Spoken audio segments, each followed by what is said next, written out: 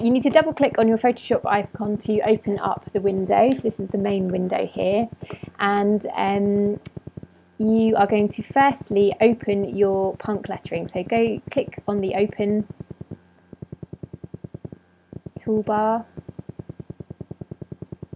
and then you can find wherever you've saved your images.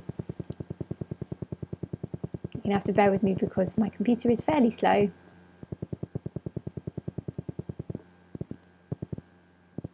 So you can either open them one by one, or if you've done separate documents, you can hold the Shift key down, click them all, and then click open.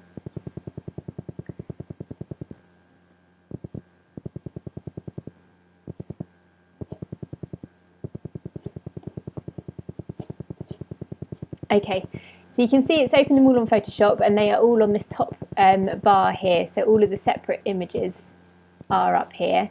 What I quite like to do is to click on Window,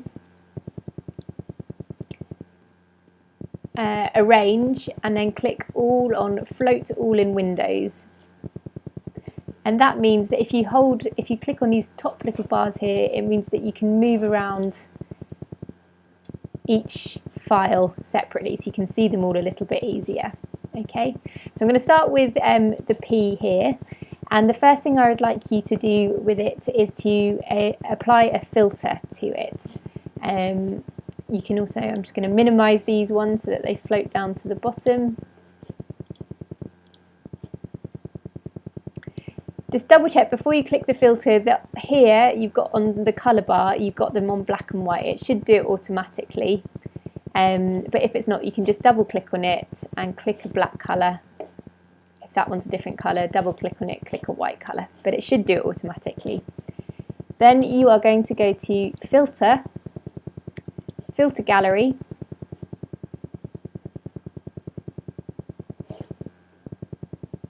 if you can't see the image, best to just go down to the little zoom bar here and you might need to click the minimize button so that you can see it all.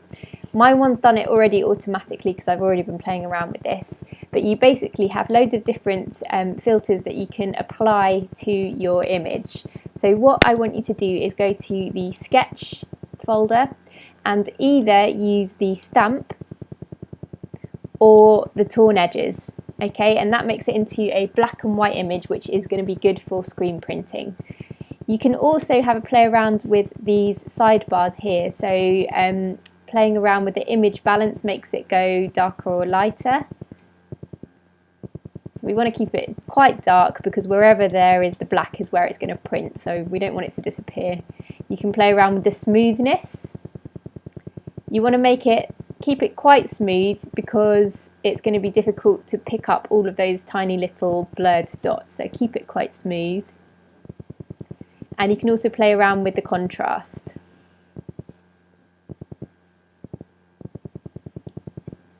Okay, so decide which one you want to use. It's quite nice because these pick up the silhouettes of the images quite well. I quite like that torn one, so I'm going to keep that. And you're going to click OK. So I've got my P1 done there. I'm going to open my U1 and do the same thing. So I can see it's black and white up there, that's all good. I'm going to go to Filter, Filter Gallery, zoom out, and then either click on the stamp. Quite like the stamp for that one. I could have a little play around with these bars over here, make it a little bit clearer, and press OK. So I want you to do that for all of your letters, and then to save each image you're going to go to File, Save As,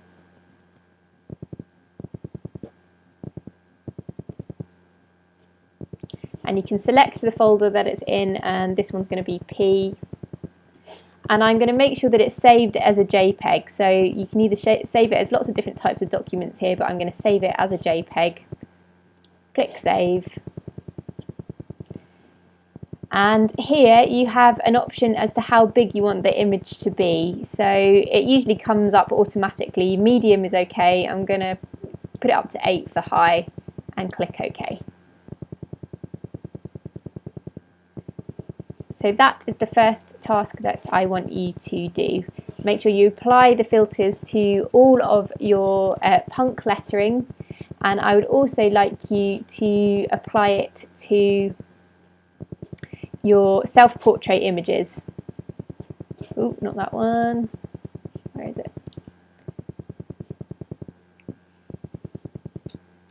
So open up your self-portrait images. This is obviously not me, it's Blondie, Debbie Harry, who was a punk artist in the 80s. And you can do the same thing. So you're going to go to Filter, Filter Gallery. Make sure you're clicking on the sketch one. Stamp or torn edges. I think I'm going to I'll go for stamp. And then just play around with it until you get a nice crisp black and white image. Again, save it as a JPEG.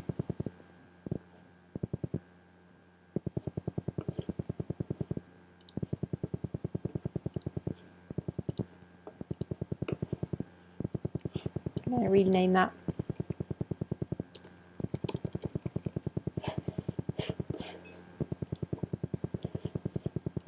Just click OK. Okay, so that's the first task I would like you to do.